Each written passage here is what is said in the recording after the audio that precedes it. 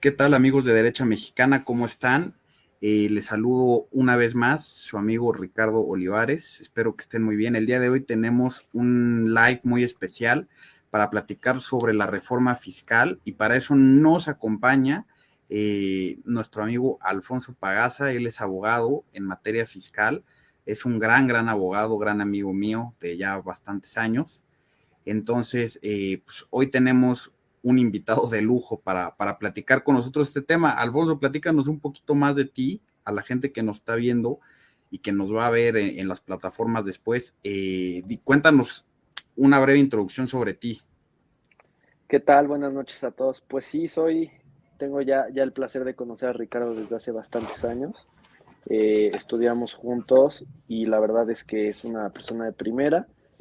Y pues bueno, estamos por acá para platicarles un poco de las reformas y las primeras impresiones, cómo ha actuado un poco la Cámara de Diputados, lo que se espera para los siguientes meses y sobre todo el actuar de las autoridades fiscales y qué se espera para los siguientes próximos 3 años antes de la gestión de Andrés Manuel López Obrador, ¿no? Perfecto. Oye, Alfonso, justo en las semanas pasadas pues, nos enteramos de que ya se está discutiendo la nueva reforma fiscal para el próximo año, para el 2022. Platícanos un poquito qué trae, o sea, qué nos tiene que preocupar a la gente que tiene negocios, qué le tiene que preocupar de esto. Danos un contexto general. Sí, fíjate que el paquete, como sabes, se presenta ante la Cámara de Diputados como Cámara de Origen y tiene que contener tanto la ley de ingresos como el presupuesto de egresos de la Federación. O Es sea, decir, si bien, ¿cuánto vamos a gastar y cuánto se va a recibir el gobierno? exacto, porque claramente todo lo que entra es como una contaduría, todo lo que entra al Estado país y todo lo que se debe derogar, tiene que estar en ley. No puede, en principio, no haber ninguna partida que no esté contemplado en el presupuesto de egresos de la Federación, pero pues como toda cuenta contable se tiene que saber primero cuánto dinero va a entrar y cuánto se va a poder gastar. Entonces, un poquito el paquete busca promover la formalidad de los contribuyentes, busca disuadir la evasión fiscal, que ha sido una política del gobierno desde hace bastantes años, pero que ha tomado un papel principal desde el gobierno de Enrique Peña Nieto, y buscar el supuesto crecimiento económico, ¿no? Un poquito, por ejemplo, en datos te platico, el crecimiento del PIB estimado es del 4.1%, esto claramente con el sesgo que viene a raíz de la pandemia, o sea, a lo mejor de lo que veníamos arrastrando del decrecimiento desde 2020, O sea, todavía es eh, un efecto rebote, todavía podemos hablar de qué claramente, rebote. Ok. claramente todavía hay un sesgo. Se contempla una inflación que a nivel mundial ha preocupado bastante, que es del 3.4. No está a nivel macroeconómico, pues todavía no es una inflación que hayamos esperado después de la pandemia, pero sí está afectando bastante el presupuesto. Un tipo de cambio de 20.3 a dólar estadounidense. El barril de petróleo disminuyó a 55.1. O sea que en el próximo año el dólar probablemente llegue a 23 pesos por cada dólar.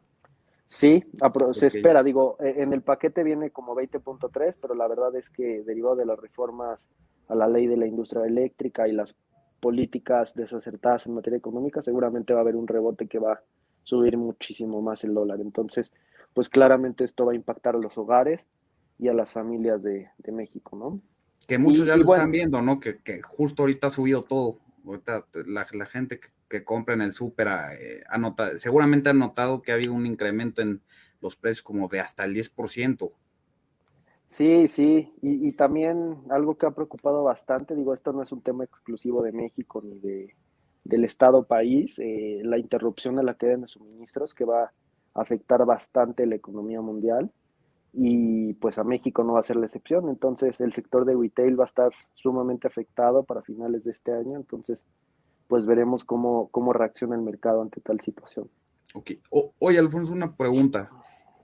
Por ahí leí en algún lado que con este nuevo paquete fiscal se va a reducir la cantidad de dinero que una asociación civil, que una ONG puede deducir de sus impuestos. Porque, a ver, los que nos ven, sépanlo, Si ustedes tienen alguna fundación, por ejemplo, si ustedes quieren ayudar a niños de la calle, a mujeres embarazadas, que son madres solteras, y tienen una fundación para eso, la gente les dona dinero y esas donaciones, por regla general, entiendo que son deducibles de impuestos, ¿verdad, Alfonso? Eh, Sí, sí, sí. ¿Cómo pega en este sistema el paquete para el próximo año?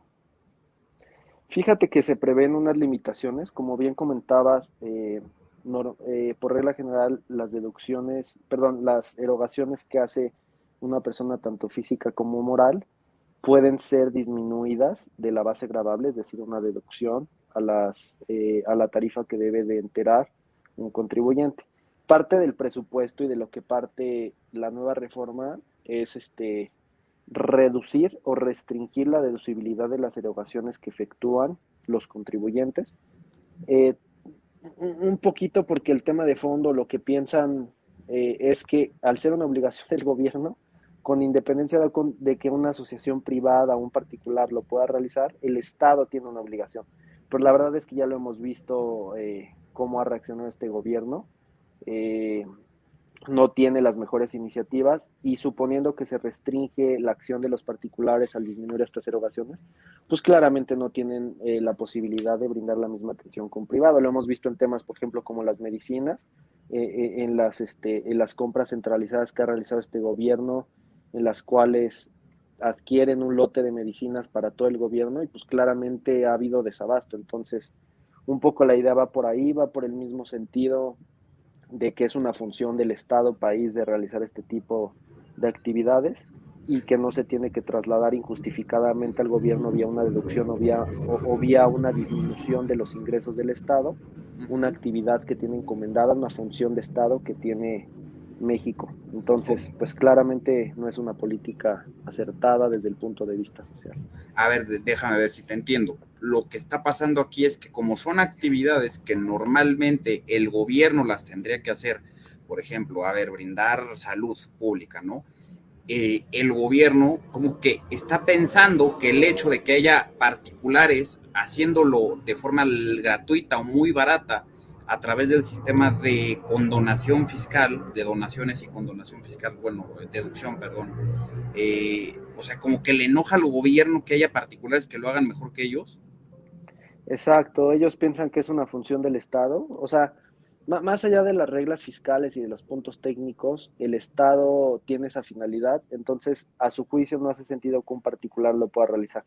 Y claramente, como el gobierno lo está vendiendo, es que las empresas, las grandes empresas se están beneficiando de este tipo de deducciones. Y en efecto es así, o sea, puedes disminuir tu base gravable porque estás realizando una aportación a una fundación que tiene una finalidad muy clara. Supongamos un ejemplo muy claro y que a lo mejor todos los mexicanos conocemos el Teletón. El Teletón todo el mundo lo conoce, pero si no fuera por una asociación particular de una persona que recibe donativos que las empresas pueden deducir, ¿tú crees, Ricardo, que el Estado mexicano podría realizar una función tan digna como lo hace actualmente una institución como el Teletón? No, pues no, ya, ahí está el DIF, que es malísimo, ¿no?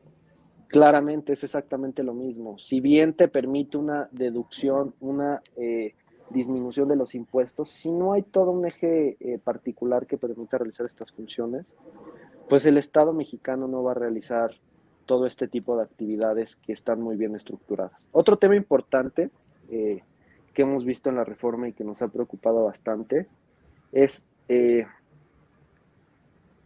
tema de la recaudación. Desde que inició este nuevo gobierno ha tenido una política de no aumentar los impuestos. Pero eso, ¿cómo se está financiando? México, hay que recordar que a la luz de la pandemia fue el país que menos incentivos fiscales concedió a los contribuyentes.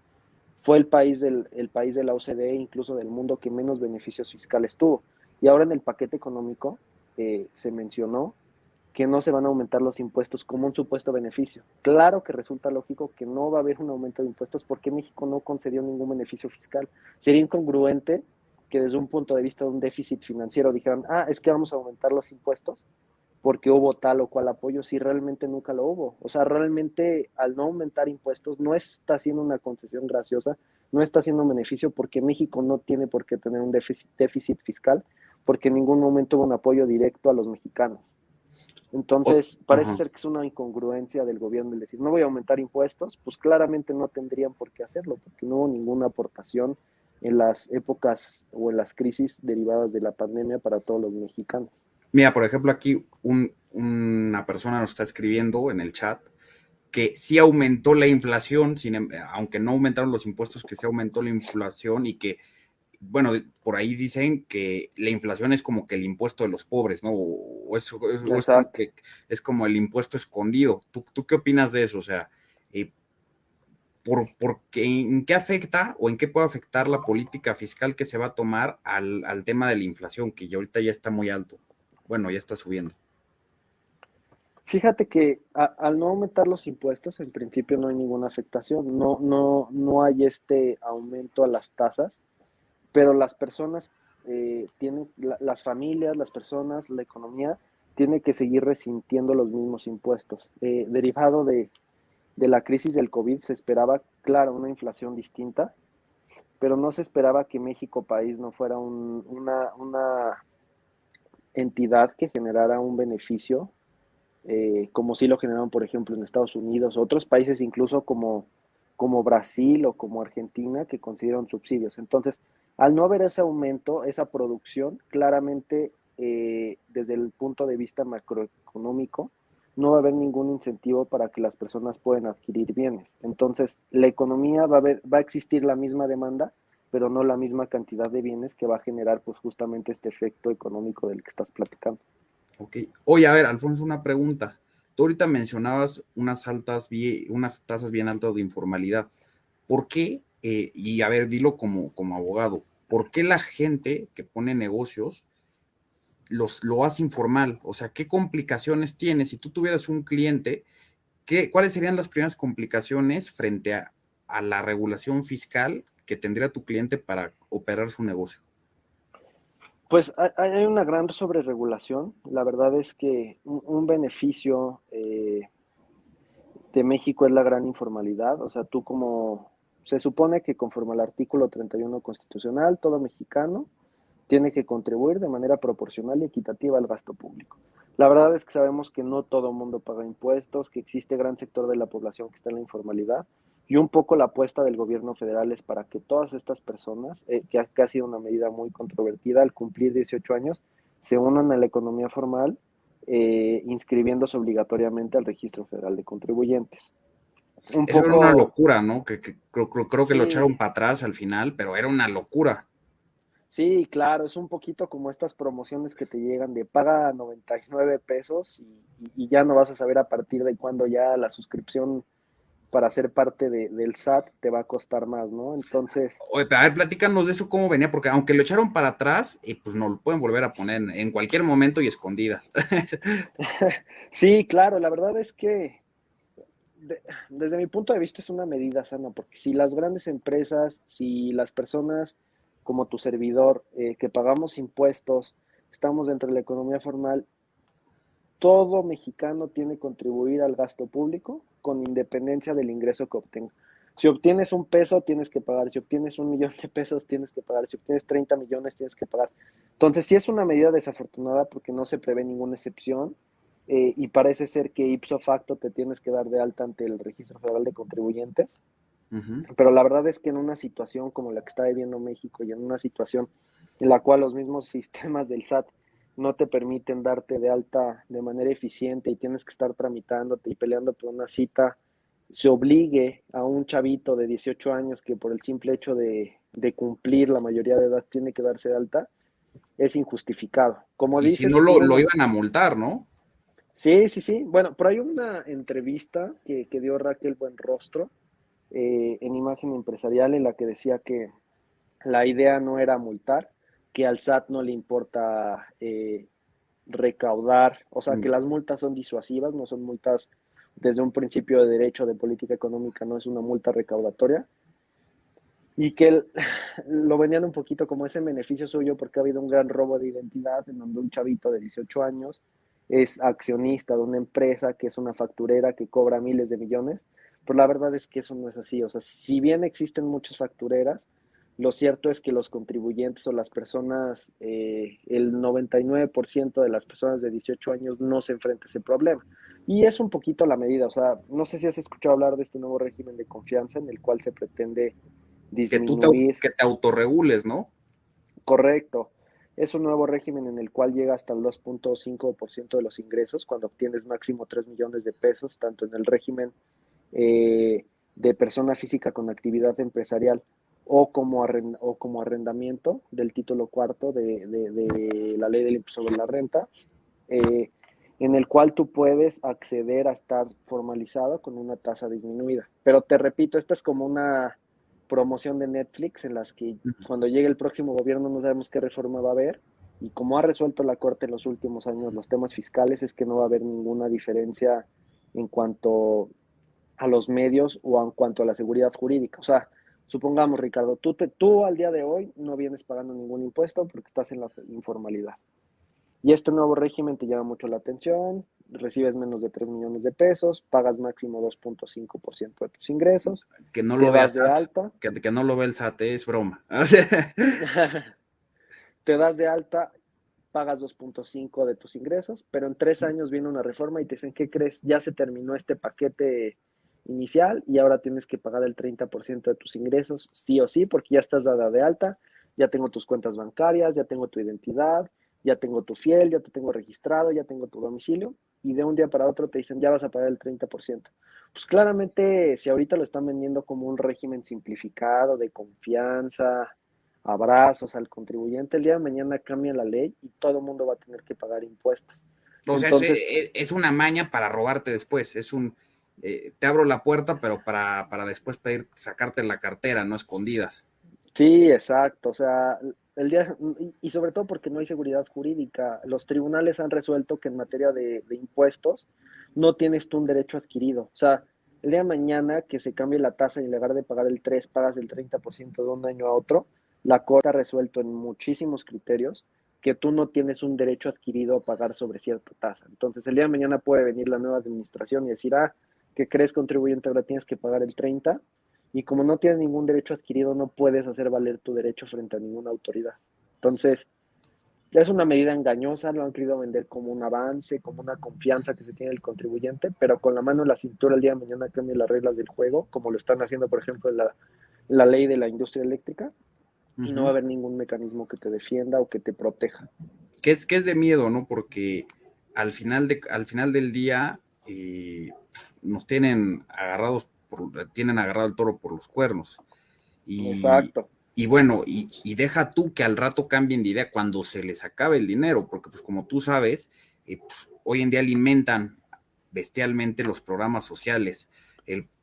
O sea, desde los programas sociales que ya existían, los mantienen muchos y han hecho nuevos, como el de las becas para los estudiantes, que muchas veces ahí vemos videos de que van y se lo gastan en chelas, ¿no? Y es dinero que nosotros, los contribuyentes, damos para que se lo den a un adolescente y se lo vaya a gastar en cervezas en el Oxxo. Habrá quien se lo gaste en buenas cosas, pero pues bueno, todo esto cuesta, ¿no? El Tren Maya cuesta, el aeropuerto que cancelaron cuesta, los megaproyectos cuestan, las carreteras, y pues es un dinero que eventualmente el gobierno se le va a acabar, ¿no? Y a quién le va a venir a cobrar a nosotros, a la gente que trabaja. Eh, Sí, sí. Por a ejemplo, ver, ajá, dime. tocas un tema muy cierto, o sea, como te decían, la política o la directriz del paquete económico es no aumentar impuestos, pero aumentar la recaudación. Y O sea, le cobramos a todos. Ajá. aumentar la recaudación a las grandes empresas, pensando que a la luz de esto se va a beneficiar la persona y lo van a redistribuir vía programas sociales. Pero pues claramente para que esto suceda tiene que haber una política, un entorno económico seguro, porque si no las empresas no van a venir a invertir a México. A ver, una pregunta, Alfonso. Y ahorita que tú mencionas esto y la óptica que el gobierno ha tenido, muchas veces asociamos el tema de la política fiscal con las megacorporaciones, con Walmart, con Sanborns, con FEMSA, con todas estas megacorporaciones. Pero yo justo leía una estadística del INEGI que dice que el 56.5% de la gente económicamente activa está en el mercado informal. ¿Cómo ¿Cómo el gobierno piensa cobrarle, no sé, a un taquero de esos de calle que llega con su dinero justo a su casa, que vive en algún lugar pobre y que tiene su negocio, que de eso viven sus 4 hijos? ¿Con qué cara el gobierno, con su política fiscal nueva, quiere poner ese taquero al nivel de una empresa como Walmart y pretender cobrarle un impuesto similar? O sea, No, obviamente porcentualmente. sí, no, y justo por eso quieren hacer este nuevo régimen, pero la verdad es que no están entendiendo la realidad. O sea, los impuestos históricamente han generado el derecho penal, la encarcelación a la privación de la libertad injusta y la privación de la riqueza de manera injustificada han ocasionado las grandes revoluciones de la humanidad. La revolución americana que fue el cobro de los impuestos al té. La revolución inglesa partió del mismo principio. Siempre los impuestos y la privación de la libertad han sido las libertades fundamentales que todo gobierno debe de proteger y que cuando el gobierno se intromete de más en ese tipo de libertades generan un caos social. Ahora bien, como bien mencionas, ¿cómo vas a exigir que un cuate desde los 18 años o una persona que no genera, que cuando tú como Estado no estás generando las condiciones macroeconómicas necesarias para que se desenvuelva la economía y para que puedan generar todas riquezas y tú cobrar tu impuesto, ¿cómo vas a exigir que se aumente la recaudación? O sea, es como pretender al pozo seco sacar más agua. No hay forma.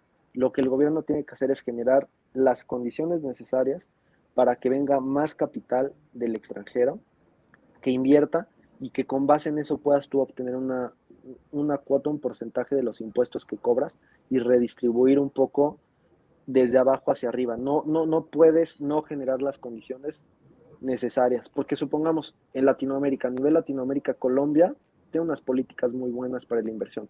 Tú como gran inversor, ¿a dónde vas a querer llevar tu dinero? A un país como México, en donde de un día para otro te están cambiando las leyes, las reglas del juego, o lo vas a preferir llevar a otro país, como Colombia, que ahorita está con muy buenos incentivos Como para inversión. Brasil, Chile, Chile que tradicionalmente siempre ha tenido una apertura económica muy importante.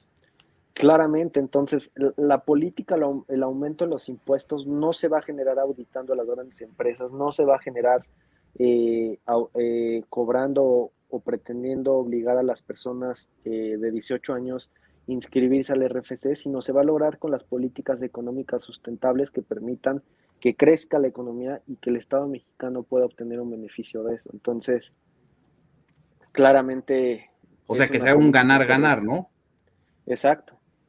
Ok, porque es que, digo, nosotros, por ejemplo, en el equipo de derecha mexicana tenemos personas que tienen sus negocios y pues sí, muchos son informales, no voy a decir quiénes, pero es que poner un negocio en este país formalmente es permitir que te roben, bueno, al menos así yo lo veo. Es literal, No, es inmoral, para mí es inmoral de que el gobierno te quite tanto dinero por algo que no está haciendo él. ¿Por qué? Porque tú tienes que pagar, porque el gobierno no te da buena seguridad, tú tienes que contratar mucha de seguridad privada, tú tienes que acudir a un hospital privado, si te enfermas, muchos llevan a sus hijos a escuelas privadas, tú tienes si tu calle afuera de tu negocio se te madrea, es mejor que la arregles tú, porque el gobierno difícilmente te la va a arreglar.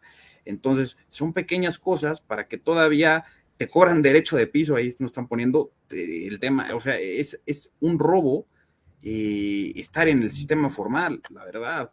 Y pues cada día ponen más la bota al cuello y sí, no cobran más impuestos, pero te quieren aplicar los muchos que existen. A ver, por ejemplo, te voy a preguntar, si yo quiero poner un negocio formal, ¿qué impuestos tengo que pagar? actualmente tienes, bueno, tienes que acudir al SAT, dar de alta tu empresa, que de entrada es, o sea, quieres ir a pagar impuestos y es un problema ir porque no te reciben todo tipo de poder, te tienes que dar de alta. Supongamos que ya todos esos requisitos pagas un coyote, que Okay. evidentemente la economía A, informal te das de a alta. ver, tomen nota, o sea, primero tienen que consolidar una empresa, tienen que contratar un notario para que les haga una empresa. O pueden hacerlo con persona Correcto. física también, ¿no? Pero es otro pedo también. Después llegas con tu acta constitutiva, Ajá. vas como socio, a lo mejor pensemos una empresa familiar de una persona que quiere tener una personalidad distinta a quien está realizando el negocio para temas patrimoniales. Llegas al SAT, entregas tu poder y te dan tu fiel. Tienes que presentar este, la documentación que se requiere para que te inscribas ante el RFC y ya, te dan tu fiel y te inscribes. Una vez que ya estás inscrito, supongamos que vas a poner una tiendita. Estás inscrito, tú tienes que pagar impuesto de entrada, impuesto sobre la renta e impuesto al valor agregado. ¿Que esos cuántos son más o menos para la gente que nos El ve? impuesto sobre la renta para personas morales es de una tasa del 30%. O sea Y el que cada IVA, peso que yo me gane le tengo que regalar 30 centavos al Estado. exacto, es el socio incómodo. O sea, Ajá, ok. cada peso que tú recibas tienes que pagar el 30 centavos y cada producto que tú vendas ya lleva un 16% que puedes acreditar. Supongamos, tienes una tiendita, tu gansito te cuesta 8 pesos, tú lo vendes a 10, de esos 8 pesos pagas el IVA del 16%, pero al momento en el que tú lo vendes, cargas el IVA en 16, lo restas el IVA que te trasladaron con el IVA que tú estás pagando y de esa resta obtienes ya la tasa efectiva. Ok, Sí, no solo es, sino que yo le tengo que robar a mis clientes también. sí, o sea, Ok, hay impuestos directos y hay impuestos indirectos. Entonces se vuelve una cadena inmensa y luego tienes impuestos locales y luego ok. tú más que nadie lo sabes, te llega una inspección de la Secretaría del Trabajo en la que te dice que la persona que te está ayudando a limpiar tiene que tener un montón De cosas y de, son de más impuestos, son créditos fiscales, seguridad social y todo eso. seguridad social, llegas y te dicen que tienes que tener todos estos permisos de... Se le cayó la comunicación, bueno, ahorita se vuelve con... O sea, pero nada más vayan viendo esto, que prácticamente, si ustedes quieren poner un negocio formal en este país, de cada peso que ustedes ganen, aproximadamente la mitad se la van a regalar al gobierno. Pues, es un problema, eso los pone a pensar de por qué la gente no quiere tener negocios formales en este país. La realidad es que tener un negocio formal en este país es un dolor de muelas. Y es más, yo les recomendaría no tengan negocios formales si van empezando, porque es dejar que les roben. De esta estadística del INEGI, ustedes la pueden consultar, de la que les platicaba, 56.5% de la población económicamente activa en México, probablemente ahorita sea más porque este dato lo vi cuando empezaba la pandemia, eh, ese porcentaje de gente no está de acuerdo con la política económica y fiscal de este país. Y en lugar de que el gobierno analice por qué la gente no está de acuerdo, en dónde le están poniendo el pie en el cuello a las personas y hacer algo al respecto, lo que hacen es apretar más el puño, ¿no? Es explotar más a la gente, sangrarla más, quitarle más dinero, ponerle a lo mejor no impuestos nuevos, pero nuevos mecanismos de control para su dinero. Que no, pues ahora, si quieres tener una cuenta bancaria, tienes que cumplir A, B, C, D, E, F. Antes lo que estaba haciendo la gente, y seguro muchos de los que tendrán negocios lo habrán pensado alguna vez o tendrán algún conocido que lo hace, es de que muchos se daban de alta en PayPal y es como una forma de tener una especie de cuenta más corporativa asociada a tu cuenta como persona física, pero y hasta mover por ahí dinero, pero pues también ya le quieren poner la bota al cuello este tipo de formas de utilizar dinero con la ley fintech que se inventaron, el tema de activos virtuales. Entonces, pues, la verdad es que, o sea, que no nos sorprenda que seamos un país tan subdesarrollado. Es un hecho y es verdad que la inflación no ha tenido un aumento gradual en los últimos 3 años, pero eso no necesariamente es bueno. ¿Por qué? Porque si la inflación tampoco ha tenido un movimiento trascendental, es porque la economía tampoco se está moviendo, es porque tampoco está creciendo la economía, está como en éxtasis. Ni va para adelante, ni va necesariamente para atrás, va más para atrás que para adelante, pero por poco, estábamos viendo que antes de la pandemia estábamos teniendo un decrecimiento en el PIB de 0.1%, 0.2%. Entonces, pues hablábamos de que pues, no se está cayendo la economía, pero pues tampoco está creciendo. Por eso no aumenta la inflación, porque estamos estancados. Entonces, es momento, la verdad, de reflexionar. Desgraciadamente, la gente tiene que abrirse camino de una forma u otra. Y tiene que buscar cómo generar ingresos, cómo generar su sustento diario. Pues bueno, lástima para el gobierno, porque entre más aprieten el puño, más se le van a escapar empresas y gente entre los dedos. La realidad es que yo también soy abogado y como abogado les puedo decir que entre más intente el gobierno regular alguna cosa, más se generan vacíos legales en los que uno se puede arreglar. Es muy simple. Si hay 5 supuestos generales, pues bueno, es complicado salirte de los supuestos generales, pero cuando tú quieres sobreregular y en lugar de empezar a controlar aspectos muy genéricos, te vas a cosas muy específicas en una sobreregulación, pues bueno, evidentemente siempre algo vas a pasar por alto. Y justo yo lo platicaba con Alfonso el otro día, relacionado con el paquete fiscal que se nos espera el próximo año. Cuando se prohibió el outsourcing en abril del 2021, pues muchos empresarios lo que hicieron con sus trabajadores es de que los pasaron a un esquema de prestadores de servicios profesionales. Es decir, ok, ya no te voy a tener un outsourcing porque ya estás prohibido, entonces pues ahora te voy a dar un contrato de naturaleza mercantil y ahora eres un prestador de servicios profesionales. O que pues el gobierno se dio cuenta de este giro de 180 grados que dieron muchos pequeños empresarios y medianos, y para el próximo año se prevé que si tú haces esto, pues prácticamente va a ser delincuencia organizada, va a ser un delito y te pueden meter a la cárcel por buscar una forma en la que tanto tú como tus trabajadores puedan recibir más dinero.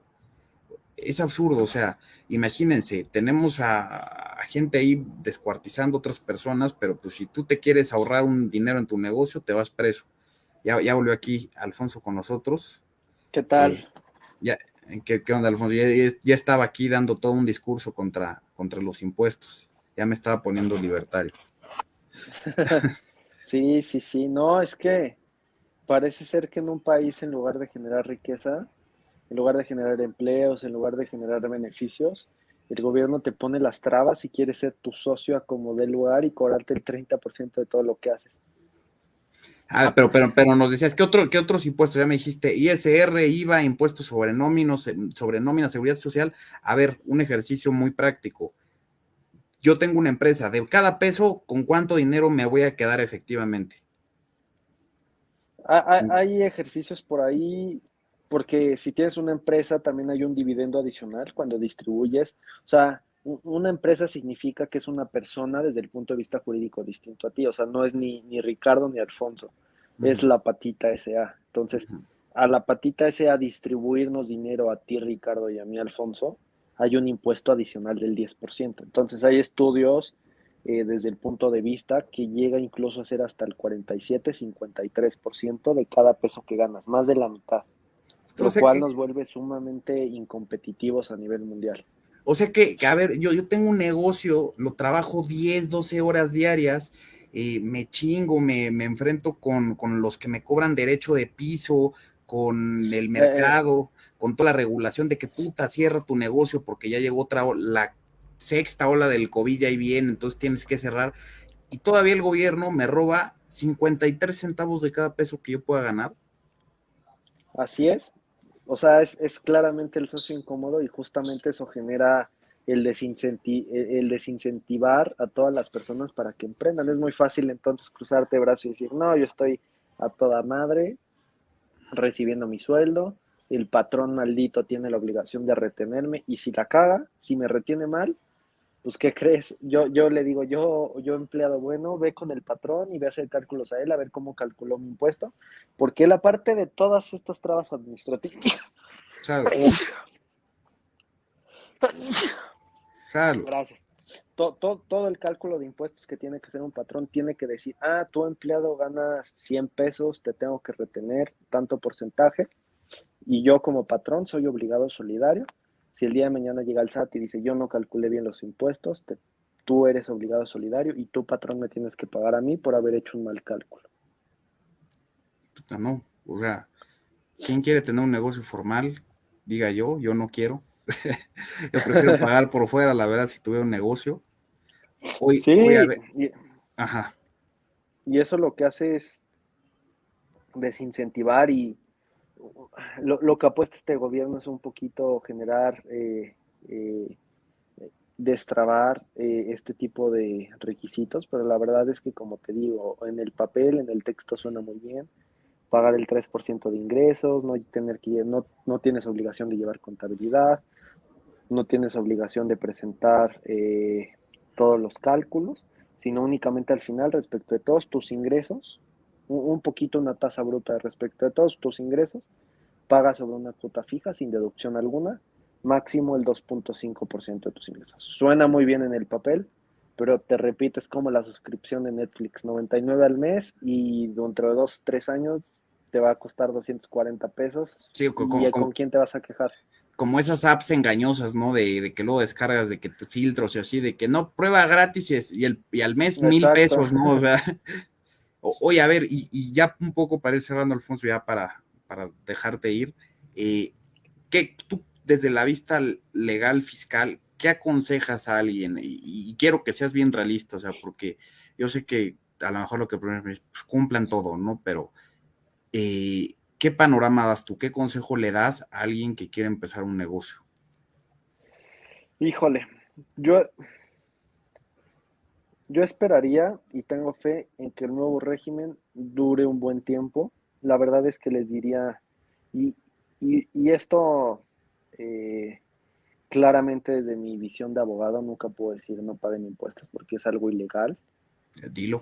Voy a dar dos respuestas. Una, una desde el punto de vista legal y una desde el punto de vista ético. Desde el punto de vista legal, cumplan, dense de alta en este nuevo régimen, aprovechen los beneficios que hay. En el papel suena muy bien, pagar 2.5 máximo, tener hasta 3 millones de ingresos, no tener obligación de llevar contabilidad, 2.5 sobre tus ingresos brutos, suena bastante bien. Desde el punto de vista legal y de mi calidad de abogado, inscríbanse y hagan. Desde el punto de vista ético, yo creo que el día de mañana va a haber una reforma en el que te van a decir el 2.5% es una medida temporal, es una medida que buscaba el beneficio, la incorporación. Nuevo gobierno, te voy a cobrar el 30% sobre bueno, el 30 no porque no va a haber deducción alguna, pero te voy a cobrar el 10% sobre tus ingresos. Instrúyete, métete al régimen y te voy a seguir cobrando eso. Entonces, claramente va a haber una medida regresiva en algunos sexenios y esto va a ser en contra o en perjuicio de los emprendedores. Nunca lo dije, pero yo creo que si no estás dado de alta, intenta seguir cumpliendo con la ley, con las contribuciones, pero sin generarte un perjuicio porque no sabemos en qué va a terminar este régimen. No, pues bueno, no es muy esperanzador, pero pues se agradece que sea bien honesto, Alfonso. Y Sí, recuerden, no, y que con esto se van a pagar, entre muchas cosas, un buen de políticas de género. Ya saben que para el próximo año se le dieron más presupuesto a políticas de género que al DIF. Entonces, pues y los piénsenla por propios ahí. diputados que propusieron, perdón, este tema, ni siquiera están votando a favor. Diputades, por favor, para ser inclusivos. Diputades. No dejemos a un lado a los diputados. Pero pues bueno, No, es una payasada, todo es la distopía total. ¿Qué nos puedes decir, Alfonso Pau, como una conclusión?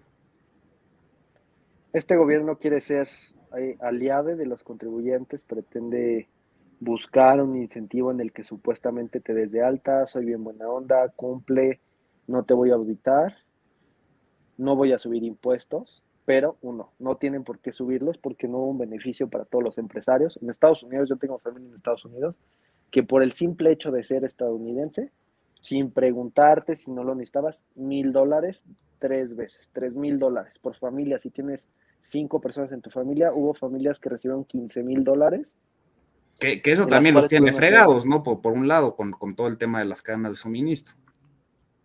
totalmente, porque todo el mundo tenía dinero, pero no había que comprar. Entonces, Y no había ahí se quien generó quisiera justamente el trabajar. problema inflacionario. O Ajá. sea, fue una medida cuestionable, Malona, fue pero hubo chafona ayuda. también. Bueno, sí, fue ayuda, pero pues ahorita ya está sobrada, ¿no? Pero también y ahora voy al escenario contrario. En México te están diciendo, yo fui bien, o sea, desde un punto de vista psicológico, yo fui bien cuate, o sea, yo no te voy a subir impuestos. Pues sí, cabrón, no vas a subir impuestos, pero no me diste ni un peso, no, no es un favor. O sea, claramente no tienes que subir los impuestos, Y te fijas claramente no una tiene que cosa, haber una reforma, espérate, claramente no tienes por qué venir a cobrarme más. y te fijas una cosa, Alfonso, que cómo tenemos psicológicamente esto metido, que es como de que nos das, el gobierno es como que no me das un peso, no es de que me lo des, porque no es tuyo, es dinero que en un principio me quitas a mí, entonces más bien es que me devuelves, o sea, no es de que me das porque el gobierno no Exacto. genera, entonces no me puede dar nada, más bien me devuelve algo. O sea, ponte a pensar este absurdo, un nini que está inscrito en un programa social, que tiene 18 años, va a recibir la ayuda del gobierno federal y sobre ese ingreso, ¿qué va a pasar? ¿Lo va a tener que declarar? ¿No lo va a tener que declarar? Ya estás dado de alta en RFC por Ministerio de Ley, vas a tener que ir y vas a decir, ¿qué crees? Mi único ingreso son los 3,000 o 4,000 pesos que me da papá gobierno y que te lo declaro y sobre ese mismo dinero te vuelvo a pagar. O sea, Es una pendejada, es es una total ilógico. pendejada. Pero bueno, pues aquí nos tocó vivir, amigos. Ni hablar nivel Latinoamérica. Es nivel de dificultad Latinoamérica. Bueno, siempre podemos estar peor. Yo no soy de los que piensan que vamos a estar como Venezuela, pero sí veo un escenario muy triste en que podemos estar como Argentina, que ahorita están ahí muy jodidos, pero pues bueno, ya ven, ya tienen ahí a personas como Javier Milei desde el punto de vista económico luchando porque si ahí se aperturen las políticas fiscales, ahí síganlo, es muy interesante. Y pues bueno, tengamos esperanza que algún día tengamos a alguien así acá en México. Pues, Esperemos. pues nos despedimos, Alfonso, muchas gracias por tu tiempo. Súper enriquecedor esta plática y pues bueno, les deseo muy buenas noches a todos. Gracias a ti, Ricardo. Que estén muy bien. Buenas noches. Bye.